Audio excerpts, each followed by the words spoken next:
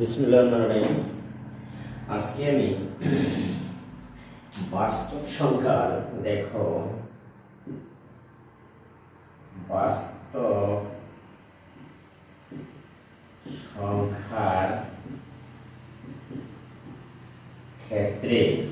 বাস্তব সংখ্যার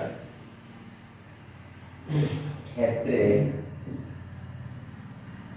কিভাবে বহু নির্বাচনী প্রশ্ন বা অবজেক্টিভ টাইপ প্রশ্নের উত্তর বের করা যায় তা নিয়ে আজকে তোমাদের সম্মুখে আলোচনা করব। তাহলে চলো, যেমন অনুশীলনী, তোমার পাঠ্য বইয়ের অনুশীলনী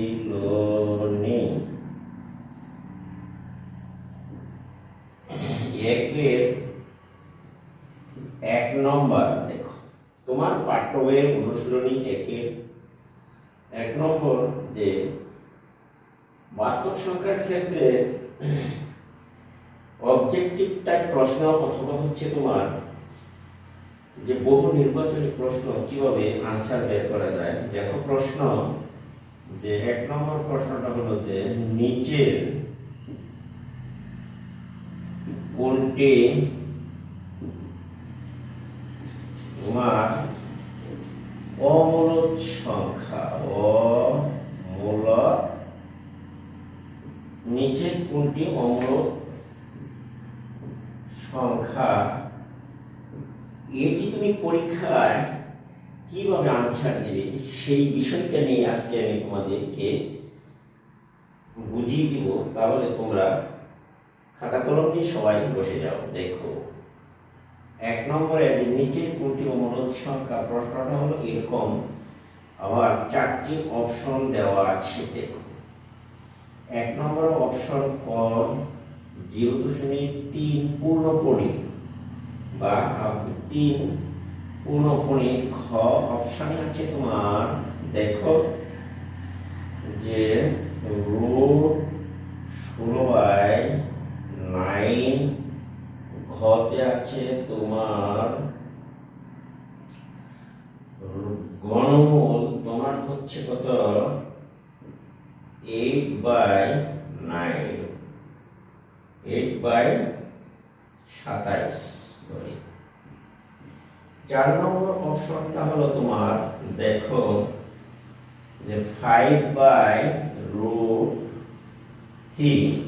এই 4টি অপশনের মধ্যে কোন অপশনটি সঠিক উত্তর বা নিচের কোনটি অমূলক সংখ্যা সেটি তুমি খুঁজে বের করো।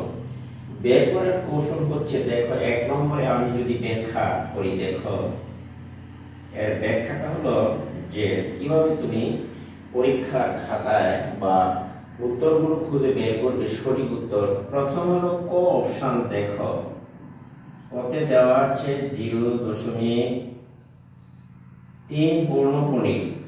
তাহলে আমরা জানি পূর্ণপণি কি লাগে, নিচে একটি 9 যাবে, হর হিসাবে কাটাকাটি করে 3 3 9, তাহলে 1/3। এটি কিন্তু p/q আকারের সংখ্যা, কাজেই এটি হলো তোমার মূলক। তাহলে এই অপশনটি হলো মূলক। এটি গেল। আমার প্রশ্নে ছিল যে আমার বের করতে হবে অমূলক সংখ্যা। তাহলে 2 নম্বর অপশনটিতে তুমি দেখো যে দেওয়া আছে 16/9। এটি কিন্তু ভগ্নাংশ আকারে আছে 9 ভাগে তোমার 16। তাহলে আমরা দেখো এটিকে আমরা যদি বর্গমূল করি, তাহলে দেখো কিভাবে বর্গমূল করা যায়। 3 এর বর্গ আকারে লেখা যায়, 4 এর বর্গ আকারে লেখা যায়।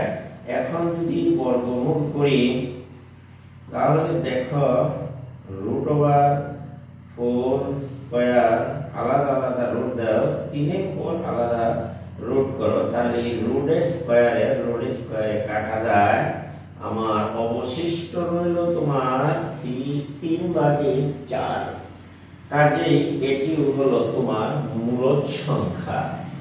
মূলক আগে আমি তোমাদের শিখিয়েছি, মূলক সংখ্যা হলো যে পি বাই কিউ আকারের সংখ্যা অর্থাৎ হচ্ছে তোমার ভগ্নাংশ সংখ্যা, সাধারণ ভগ্নাংশের সংখ্যা। এই ধরনের সংখ্যা যদি মূলদ বলা হয় সেটা আমরা সংজ্ঞা থেকে শিখেছি। তাহলে এটি বোঝা গেল মূলদ সংখ্যা। দেখো 3 নম্বর অপশনটা যে কোনটি হলো অমূলদ, আমি তোমাদের ব্যাখ্যা করে বুঝিয়ে দিচ্ছি। দেখো এখানে হচ্ছে তোমার √8/27। কাজে আমরা যদি 8 এর ভেঙে লিখি 2 এর উপর কিউব 3 এর উপর কিউব দিলে 27 হয়। আর আমরা জানি যে রুটের উপর 3 থাকলে এর মান লেখা যায় 1/3। তোমরা সেটা জানো। আমি ইতিপূর্বে তোমাদের গত ক্লাস শিখিয়েছিলাম যে রুটের মান হচ্ছে 1 রুটের মান তোমার হাফ, আর রুটের উপর যদি গণমূল থাকে তাহলে হবে 1/3। যদি তোমার 4 থাকে তাহলে তুমি লিখতে পারো 1/4। আশা করি তোমরা এটি গত ক্লাসে শিখেছ। এবার তুমি তাহলে এবার দেখো যে আমরা এটি কিন্তু বুঝতে পেরেছি। এখন আমরা জানি যে ভিতরের পাওয়ারের সাথে বাহিরের যে পাওয়ারটা আছে, ভিতরের পাওয়ার 1/3, ভিতরের পাওয়ার হচ্ছে তোমার 1/3, বাহিরে হচ্ছে 1/3। যদি গুণ হয় ভিতরের পাওয়ারের সাথে 3 এর উপর পাওয়ার হচ্ছে 3 আর বাহিরের পাওয়ার হলো 1/3। এই 3 এর সাথে 3 কাটা, তাহলে আমার অবশিষ্ট রইল দেখো নিচে 3 উপরে হলো 2। এটিও কিন্তু মূলদ সংখ্যা। তাহলে আমি দেখতে পেলাম যে 3টি অপশন হলো তোমার মূলদ সংখ্যা। এখানে যদি 3টি অপশনই মূলদ সংখ্যা হয় তাহলে অবশ্যই 4 নম্বর অপশনটি হবে অমূলদ সংখ্যা। কারণ এখানে হচ্ছে যে মৌলিক সংখ্যার বর্গমূল দ্বারা 5কে আরেকটি মৌলিক সংখ্যাকে ভাগ করা হচ্ছে। যেহেতু মৌলিক সংখ্যার বর্গমূল অর্থাৎ 3 এর বর্গমূল বা রুট হচ্ছে একটি অমূলদ সংখ্যা। 5কে যদি তুমি ভাগ করো তাহলে পাবে একটি অমূলদ সংখ্যা। কাজেই এটি হলো তোমার অমূলদ সংখ্যা। তাহলে এখানে উত্তরটি হবে, আনসারটা হবে তোমার অপশনে দেখো যে এখানে হবে তোমার অবশ্যই 5/√3 হবে তোমার অমূলদ সংখ্যা। আজকে আমি তোমাদের অমূলদ সংখ্যা সম্পর্কে এই অপশন থেকে 4টি অঙ্কের মধ্যে তোমাদেরকে ব্যাখ্যা করে বুঝিয়ে সমাধান দিয়েছি। তাহলে আমি আশা করব যে তোমরা সকলেই সেটি বুঝে নেবে মূলদ এবং অমূলদ সংখ্যা কিভাবে বের করা যায় পরীক্ষায় আজকে। তাহলে দেখো আমরা যাই পরবর্তী আরেকটি অপশন আছে। দেখো 2 নম্বর অপশনটি, সেটি কিন্তু তোমরা দেখে নাও। এভাবে যদি তুমি বুঝে পরীক্ষায় মূলদ কোনটি অমূলদ কোনটি সেটি যদি তুমি বুঝে শুনে আনসার করো তাহলে তোমার 30টি অপশনের অবজেক্টিভ টাইপ প্রশ্ন 30টি তোমার হওয়ার সম্ভাবনা রয়েছে ইনশাআল্লাহ। আমরা এটা বুঝে নিলাম। এবার দেখো তাহলে আমরা যাই অন্য প্রশ্নে বা 2 নম্বর প্রশ্নে। তোমার বইয়ের অনুশীলনী 1 এর বাস্তব সংখ্যার 2 নম্বর অপশনটি দেখো, সেটি হচ্ছে একটি। এখানে 2 নম্বর অপশনটিতে বলা হচ্ছে দেখো যে 2 নম্বর অপশনটি হচ্ছে a b c d 4টি ক্রমিক স্বাভাবিক সংখ্যা করে নিচের কোনটি পূর্ণবর্গ সংখ্যা। বলা হচ্ছে প্রশ্নটা a b c d 4টি ক্রমিক স্বাভাবিক সংখ্যা হলে 4টি ক্রমিক দেখো ক্রমিক স্বাভাবিক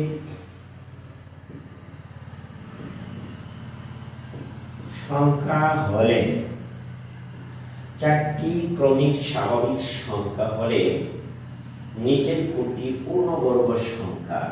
নিচের দেখো কোনটি তোমার পূর্ণবর্গ সংখ্যা, সেটা কিন্তু এই চারটি অপশন দেওয়া আছে, নিচের কোনটি পূর্ণবর্গ সংখ্যা অপশন থেকে তোমাকে বের করতে হবে। এখানে অপশনটা হলো ক নম্বরে দেওয়া আছে, দেখো A B C D, A B C D. খ নম্বরের অপশনটা হলো তোমার A B plus C D. গ নম্বরের অপশন হলো তোমার A B C D, A B C D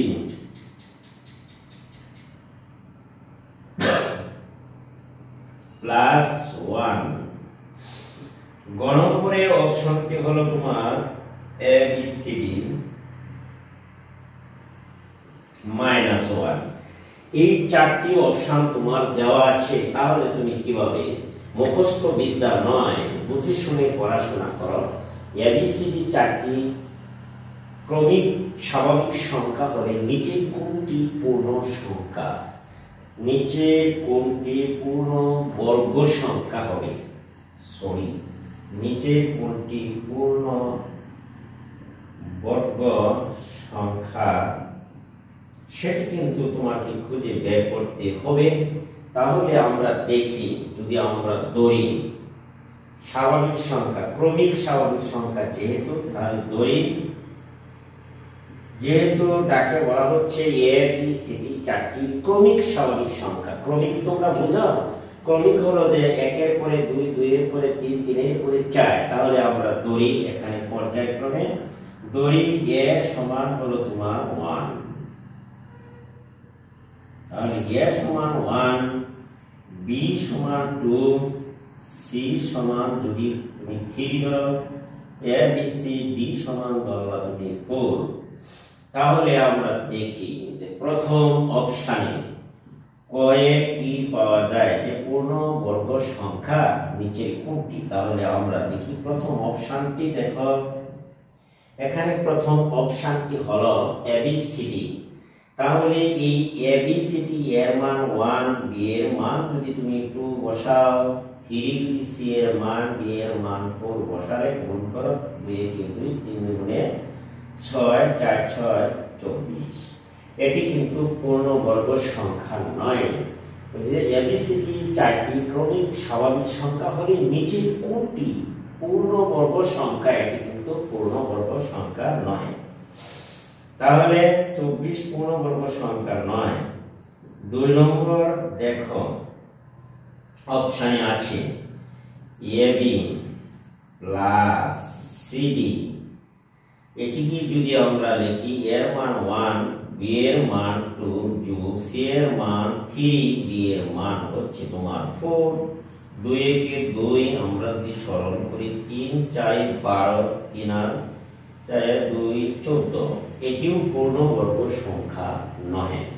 কাজে আমরা দেখি 3 নম্বর অপশনটি, অর্থাৎ গ নম্বরের অপশনে যাই, এ বি সি ডি যোগ 1।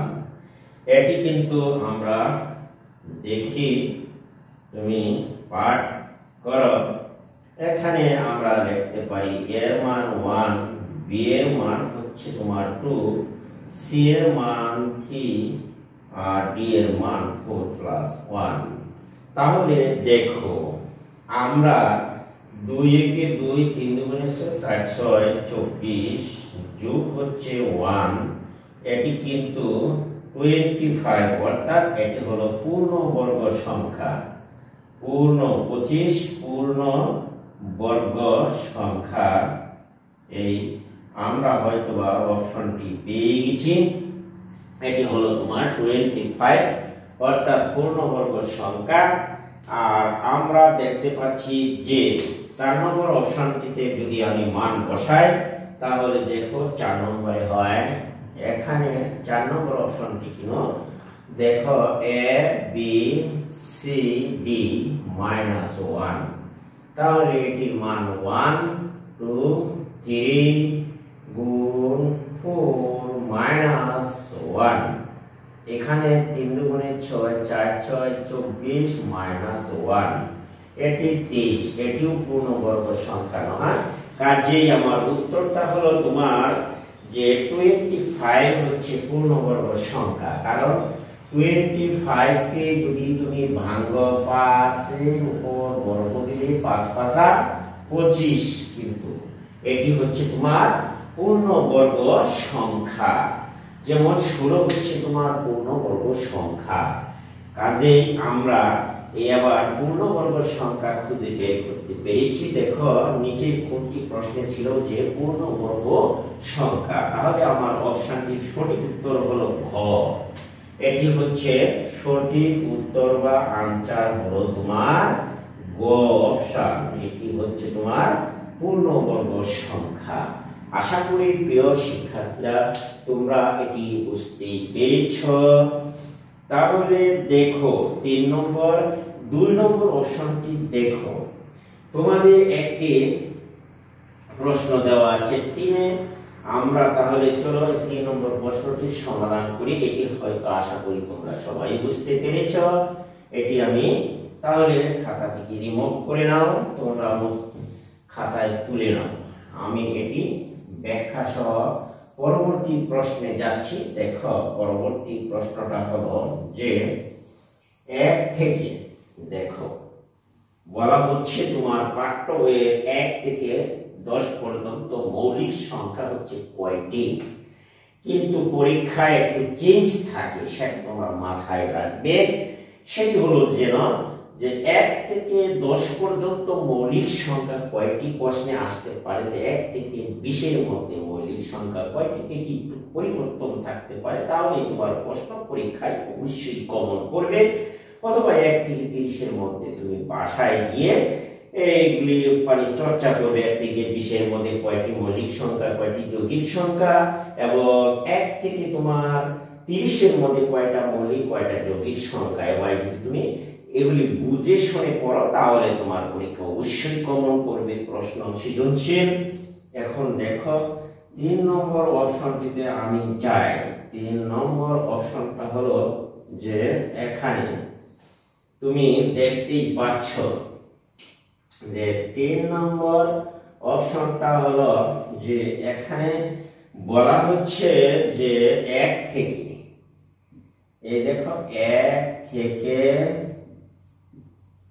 কত 10 পর্যন্ত, 1 থেকে এই 10 পর্যন্ত মৌলিক সংখ্যা কয়টি, 1 থেকে 10 পর্যন্ত মৌলিক সংখ্যা কয়টি, সেটা হচ্ছে কিন্তু মৌলিক সংখ্যা কয়টি সেটি তুমি বের করতে হবে। তাহলে 1 থেকে 10 পর্যন্ত মৌলিক সংখ্যা, 1 থেকে 10 পর্যন্ত সংখ্যার ভিতরে মৌলিক সংখ্যা কয়টি, তোমরা আগে জেনেছো যে মৌলিক সংখ্যা হলো যে সংখ্যার মাত্র দুটি গুণ ভিন্ন উৎপাদক থাকে।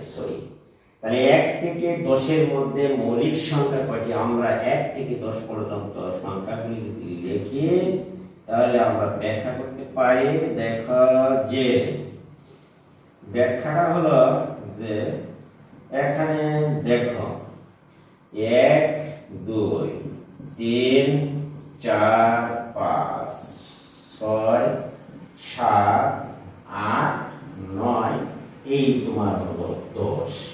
তাহলে এখানে মৌলিক সংখ্যাগুলো হচ্ছে, মৌলিক সংখ্যাগুলোকে আমি একটি বৃত্ত দ্বারা চিহ্নিত করি। দেখো 2 হচ্ছে মৌলিক সংখ্যা, 3 হলো মৌলিক সংখ্যা, 5 হচ্ছে তোমার মৌলিক সংখ্যা, 7 হলো তোমার মৌলিক সংখ্যা। অনেকেই তোমার 1 কে মৌলিক সংখ্যা হিসেবে ধরে। আমি তোমাকে আগেই বলেছি যে সংখ্যা দুটি, যেমন মনে করো 2 সমান দুটি ভিন্ন উৎপাদক থাকবে। দেখো তাহলে 2 এর যদি আমরা লিখি 1 গুণন 2, দুটি ভিন্ন উৎপাদক থাকবে বা গুণনীয়ক থাকবে। আর একের কিন্তু ভিন্ন গুণনীয়ক নাই। দেখো 1 গুণন 1 এটি হচ্ছে একটি অভিন্ন গুণনীয়ক, তাই এটি মৌলিক নয়, সেটি কিন্তু যৌগিক নয়। আশা করি তোমরা ব্যাপারটি বুঝতে পেরেছো। তাহলে এখানে অপশনটি হবে, এখানে হচ্ছে যে তোমার অপশন ছিল, এখানে কয়ের অপশনটা হলো যে মৌলিক সংখ্যা হচ্ছে 3টি, ক্ষয়ের অপশন হলো যে মৌলিক সংখ্যা হলো তোমার 4টি, গয়ের অপশনে ছিল যে তোমার মৌলিক সংখ্যা হলো তোমার 5টি, আর ঘয়ের অপশনে ছিল মৌলিক সংখ্যা তোমার 6টি। আমি তোমাদের 1 থেকে 10 পর্যন্ত মৌলিক সংখ্যা কয়টি সেটি বের করার কৌশল কিন্তু আমি তোমাদের এখানে ব্যাখ্যার মাধ্যমে বুঝিয়ে দিয়েছি। দেখো এই ব্যাখ্যা 1 থেকে 10 পর্যন্ত মৌলিক সংখ্যাগুলি খাতায় লিখে ফেলো, স্বাভাবিক সংখ্যা। তারপরে তুমি দেখো যে সংখ্যাগুলোর দুটি অভিন্ন উৎপাদক থাকবে সেটি হচ্ছে মৌলিক সংখ্যা, যেমন 2 এর বাংলায় 1 গুণন 2 দুটি অভিন্ন উৎপাদক বা গুণনীয়ক। তাহলে 2 3 4 5 7 এই 4টি হলো তোমার মৌলিক সংখ্যা। তাহলে অপশন হচ্ছে তোমার 2 নম্বর, উত্তরটা হচ্ছে 4টি হচ্ছে তোমার খ নম্বর অপশনে। তাহলে খ নম্বর অপশনটি হলো তোমার সঠিক উত্তর, এটি হলো 4। এই 4টি হচ্ছে তোমার খ নম্বর অপশনে সঠিক উত্তর 4। আশা করি প্রিয় শিক্ষার্থী বন্ধুরা তোমরা এটি বুঝতে পেরেছো। এবার তাহলে চলো আমরা যাব 4 নম্বর অপশনটিতে। এখন তাহলে আমরা এটি বুঝে নিতে পারি। তবে একটি বিশেষ কথা রয়ে গেল, সেটি হচ্ছে যে তোমাদের পরীক্ষায় কিন্তু অবজেক্টিভগুলো হুবহু কমন করেন না। এটি কমন করার জন্য তোমাকে একটু হার্ড অ্যান্ড সোল পরিশ্রম করতে হবে। যেমন আমি বের করেছি 1 থেকে 10 পর্যন্ত মৌলিক সংখ্যা কয়টি, তুমি বাসায় গিয়ে প্র্যাকটিস করবে যে 1 থেকে 20 এর মধ্যে মৌলিক সংখ্যা কয়টি, 1 থেকে তোমার 30 এর মধ্যে মৌলিক সংখ্যা এবং যৌগিক সংখ্যা কয়টি, সেটি তুমি কিন্তু প্র্যাকটিস করে নেবে। তাহলে দেখবে পরীক্ষায় তোমার 100% কমন করবে ইনশাআল্লাহ। এবার চলো তাহলে আমি কোনটি সকল পূর্ণ সংখ্যার সেট সেটি আমরা বের করার চেষ্টা করি। তাহলে চলো আমরা যাই 4 নম্বর অপশনটিতে। এটি আমরা একটু মুছে নিলাম। দেখো এবার দেখো যে আমরা যাব 4 নম্বর এই অপশনটি, যে 4 নম্বর অপশনটি সেটি কিন্তু আমরা এইবার দেখে নিচ্ছি। 4 নম্বর এই 4 নম্বর অপশনটি হচ্ছে যে বাস্তব সংখ্যার ক্ষেত্রে। এখানে এই যে বাস্তব সংখ্যার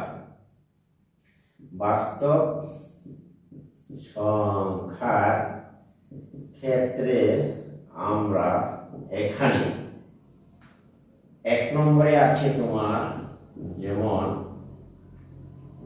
বাস্তব সংখ্যার ক্ষেত্রে বেজোড় সংখ্যার বর্গ একটি বিজোড় সংখ্যা, বিজোড় সংখ্যার বর্গ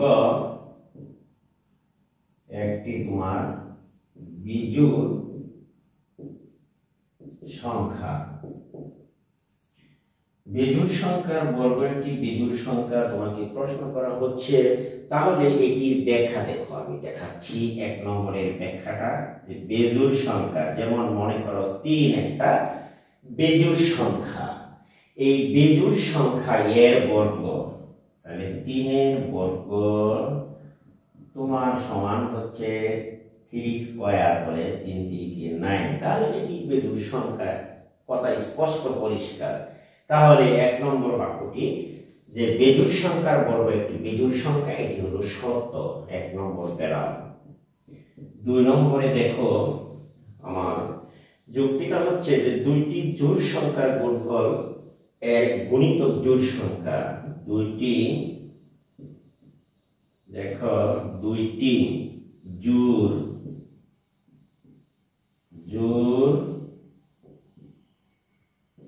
সংখ্যার গুণফল, দুইটি জোড় সংখ্যার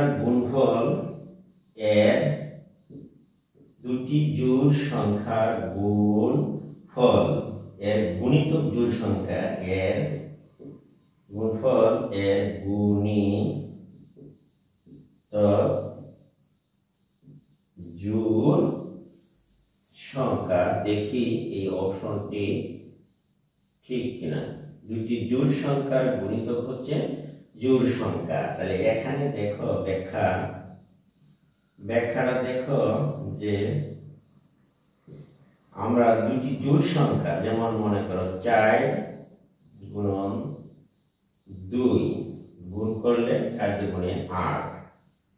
তাহলে এখানে হচ্ছে দুইটি জোড় সংখ্যা গুণফল, একটি জোড় সংখ্যা, দুইটি জোড় সংখ্যার গুণফল এর গুণিতক জোড় সংখ্যা। তাহলে আমরা দেখতে পাচ্ছি 4 দুগুণে 8, দুইটি জোড় সংখ্যার গুণফল হলো তোমার 8। এর গুণিতক হবে, তাহলে আমরা লিখতে পারি 1। তাহলে আমরা লিখতে পারি যে এর গুণিতক গুলো হবে জোড় সংখ্যা, যেমন 2 4। এটিকে যদি আমরা গুণ করি বা ভাঙি তাহলে আমরা লিখতে পারি 2 4 2। এটিকে কিন্তু আমরা এভাবে লিখতে পারি। দেখো তাহলে দুটি জোড় সংখ্যার গুণিতক, তাহলে 4 একটা জোড় সংখ্যা 2 একটা জোড় সংখ্যা এর গুণফল হলো 8। এর গুণিতক জোড় যেমন 2 গুণন 2 গুণন 2 2 দুগুণে 4 4 দুগুণে 8। তাহলে এর গুণিতক গুলো হচ্ছে জোড় সংখ্যা। আশা করি প্রিয় শিক্ষার্থীরা সেটি তোমরা বুঝতেই পেরেছ। তাহলে 2 নম্বর অপশনটি সঠিক। পূর্ণবর্গ নয় এমন সংখ্যার বর্গমূল একটি অমূলদ সংখ্যা মূলদ বলা হচ্ছে। 3 নম্বর অপশনটিতে দেখো যে পূর্ণবর্গ নয়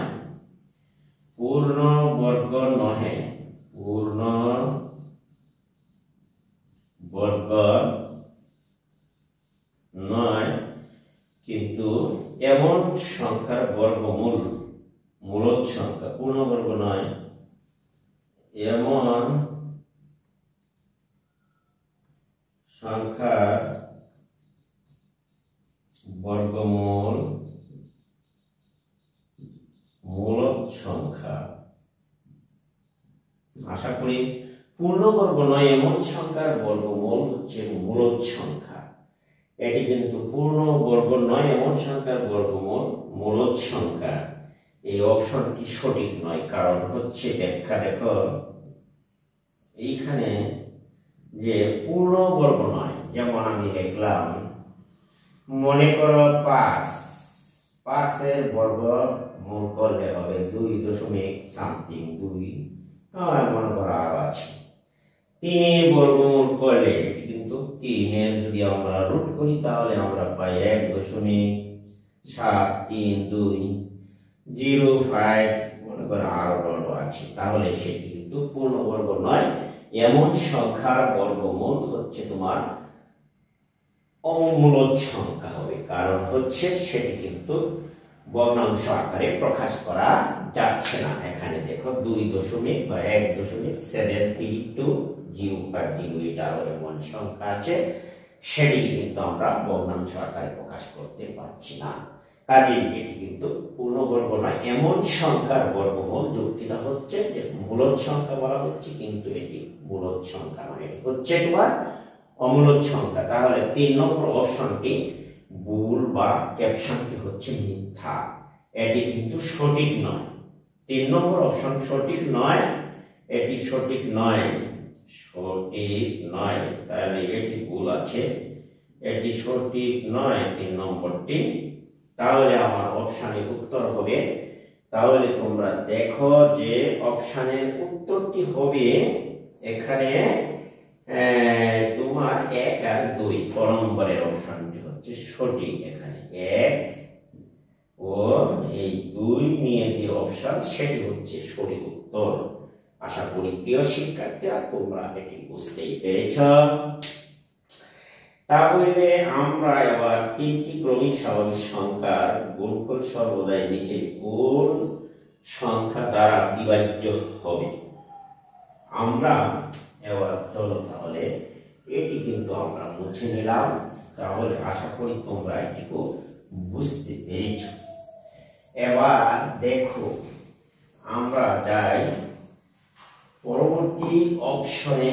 দেখো পরবর্তী অপশনটি হলো যে তিনটি ক্রমিক স্বাভাবিক সংখ্যার গুণফল সর্বদাই নিচে কোন সংখ্যা দ্বারা বিভাজ্য হবে। 6 নম্বর হচ্ছে তিনটি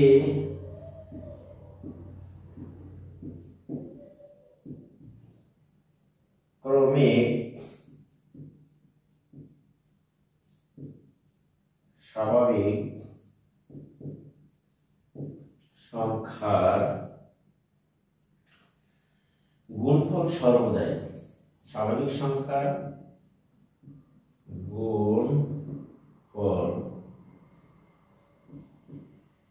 সর্বদাই নিচের কোন সংখ্যা দ্বারা বিভাজ্য হবে। নিচে কোন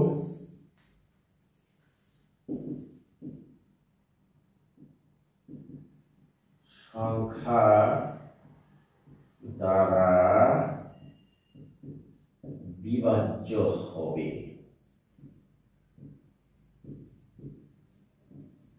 দেখো এখানে প্রশ্ন, তিনটি ক্রমিক স্বাভাবিক সংখ্যার গুণফল সর্বদাই নিচে কোন সংখ্যা দ্বারা বিভাজ্য হবে। তিনটি দড়ি ক্রমিক সংখ্যা, তিনটি যথাক্রমে দড়ি, ক্রমিক ব্যাখ্যা হচ্ছে এরকম, দড়ি ক্রমিক সংখ্যা তিনটি যথাক্রমে এক, একের পরে দুই, পরে ধরো তিন। তাহলে 1 নম্বর অপশনটি হচ্ছে উত্তর দেওয়ার জন্য চেষ্টা করছে। দেখো তিনটি ক্রমিক, উত্তরে অপশন আছে তোমার, কতে আছে তোমার 5,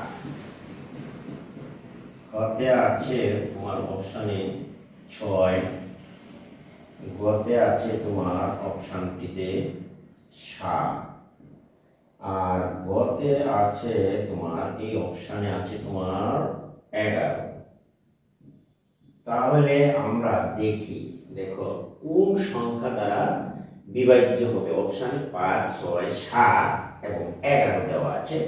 আমরা দুই ব্যাখ্যা যে ক্রমিক সংখ্যা তিনটি যথাক্রমে 1, 2, 3, যুক্তি দেখো। তাহলে 3 সংখ্যাটি দ্বারা বিভাজ্য হবে। তাহলে প্রথম আমরা দেখি 1, সুতরাং গুণন হচ্ছে তোমার 2 গুণন 3, গুণ করলে হচ্ছে তোমার 3 দুগুণে 6। তাহলে দেখা যায় খ নম্বর অপশনটির সাথে মিলে যাচ্ছে। খ নম্বরে অপশনে দেওয়া আছে 6, 6 দ্বারা এই গুণফল, ক্রমিক সংখ্যার গুণফল হচ্ছে তোমার 6। এই 6 কে ভাগ করা যায় বা বিভাজ্য 6 দ্বারা। কাজেই অপশনটি হবে উত্তরে একেবারে সহজ। অপশনটি হবে তোমার সঠিক উত্তর হলো তোমার খ নম্বরের অপশন, এই 6 দ্বারা বিভাজ্য। আশা করি তোমরা এটুকু বুঝতে পেরেছ। কারণ হচ্ছে এটির গুণফল হচ্ছে 6, এই 6 কে এই যে অপশনে দেওয়া 6 দ্বারা ভাগ করা যাবে ইনশাআল্লাহ। তাহলে বোঝা যায় যে এটি হচ্ছে তোমার 6 দ্বারা বিভাজ্য সংখ্যা। তাহলে এ ও বি পূর্ণ সংখ্যা হবে। আমার লাস্টে যে আরেকটি অপশন হচ্ছে সেটা হচ্ছে 7 নম্বরের অবজেক্টিভটার প্রশ্ন, সেটা তোমরা খেয়াল করে দেখো। আমি এটুকু মুছে দিলাম। এবার চলো 7 নম্বরের অপশনটি হলো যে এখানে এ ও বি দুইটি ক্রমিক জোড় সংখ্যা হলে নিচে কোনটি বিজোড় সংখ্যা। তাহলে এ ও বি দুইটি ক্রমিক জোড় সংখ্যা হলে দুইটি ক্রমিক জোড় সংখ্যা হলে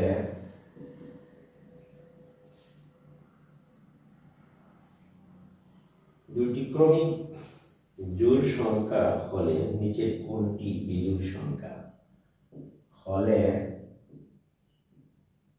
নিচের দেখো কোনটি বিজোড় সংখ্যা সেটি কিন্তু আমার প্রশ্ন। এখন দেখো অপশন হচ্ছে আমার কতে আছে তোমার স্কয়ার, কতে হলো তোমার বি স্কয়ার, গতে অপশনে আছে তোমার স্কয়ার প্লাস 1, ঘতে আছে B square plus 2, B square plus 2। এই চারটি অপশন দেওয়া আছে, তাহলে নিচের কোনটি বিজোড় সংখ্যা হবে? এও বি দুইটি ক্রমিক জোড় সংখ্যা হলে নিচের কোনটি বিজোড় সংখ্যা? তাহলে আমার ব্যাখ্যাটা হলো দেখো ধরি, যেহেতু এ ও বি দুটি ক্রমিক জোড় সংখ্যা, যেহেতু এ ও বি দুইটি ক্রমিক জোড় সংখ্যা, সুতরাং ধরি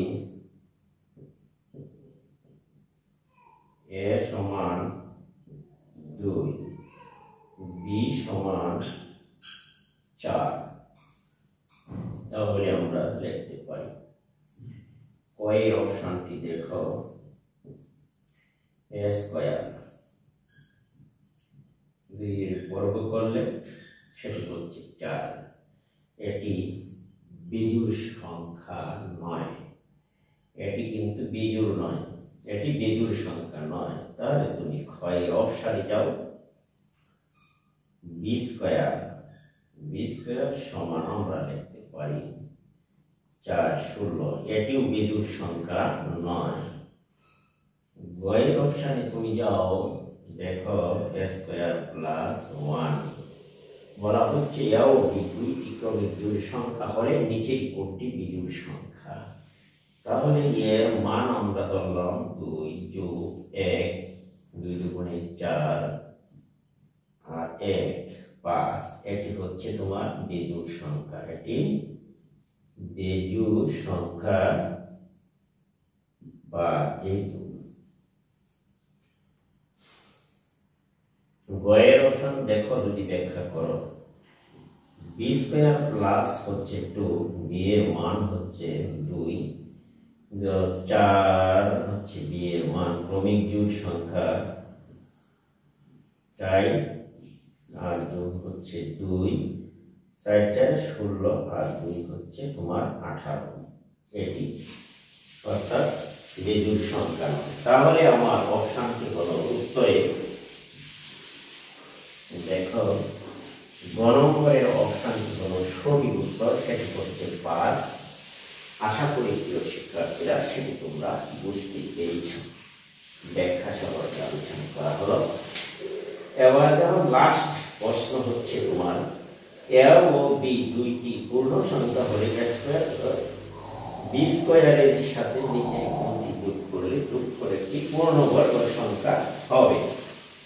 তাহলে আমি দেখো এইবার এটি আমরা মুছে নিই, আমরা যাব লাস্টের প্রশ্ন, সেটা হচ্ছে তোমার যে লাস্টের প্রশ্নটা হলো যে এখানে তোমার লাস্টের বা সর্বশেষ যে প্রশ্নটা হচ্ছে অবজেক্টিভটা, সেটা তুমি দেখো 8 নম্বরের প্রশ্ন, সেটা হলো যে এখানে তুমি 8 নম্বরে দেওয়া আছে যে এ ও বি দুইটি পূর্ণ সংখ্যা হলে এ ও বি দুইটি পূর্ণ সংখ্যা হলে তাহলে এ ও বি দুইটি পূর্ণ সংখ্যা হলে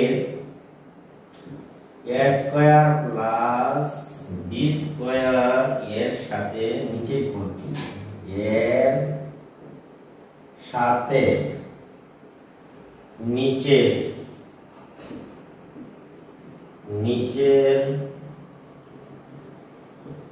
কোনটি যোগ করলে যোগফল একটি পূর্ণবর্গ সংখ্যা হবে নিচের কোনটি যোগ করলে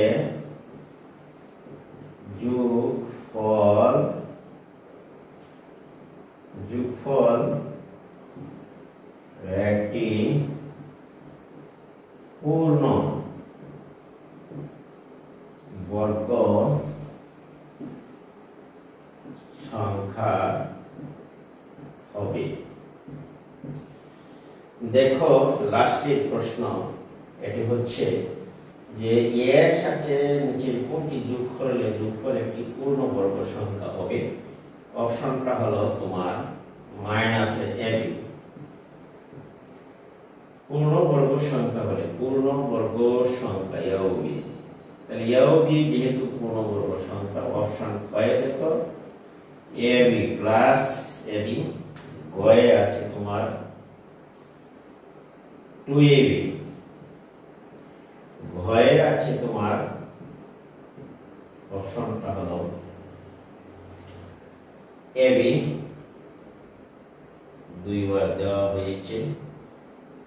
তাহলে নিচে ভুলবশত হয়তো, তাহলে তুমি দেখো মাইনাস ab 2ab, এখানে তুমি দিতে পারো 3ab, দিলাম অপশনটা ভুল। কাজেই তুমি দেখতে পাচ্ছ যে এখানে ab নিচে ab দুইটি পূর্ণবর্গ সংখ্যা হলে নিচে a স্কয়ার b স্কয়ার এর সাথে নিচে কোনটি যোগ করলে যোগফল একটি পূর্ণবর্গ সংখ্যা হবে। এটি আমরা সহজেই উত্তর দিতে পারি, কারণ a স্কয়ার b স্কয়ার এর সাথে যদি 2ab যোগ করো তাহলে a plus b whole square এর বর্গের সূত্র পড়ে এটি উত্তর মুখোমুখি দেওয়া যায়। ব্যাখ্যাটা হলো যে অতএব এর সাথে a স্কয়ার ব্যাখ্যা হচ্ছে যে a square plus b square এর সাথে 2ab যোগ করলে পূর্ণবর্গ সংখ্যা, যোগ করলে পূর্ণবর্গ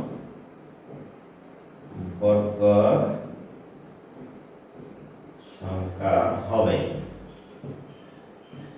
যেমন a স্কয়ারের সুতরাং b স্কয়ার যোগ 2ab, এটি কিন্তু আমরা জানি যে a plus b whole square এটি পূর্ণবর্গ সংখ্যা। কাজেই অপশনের উত্তরটি হবে গ এর সঠিক উত্তর আনসার হবে ঘ 2ab।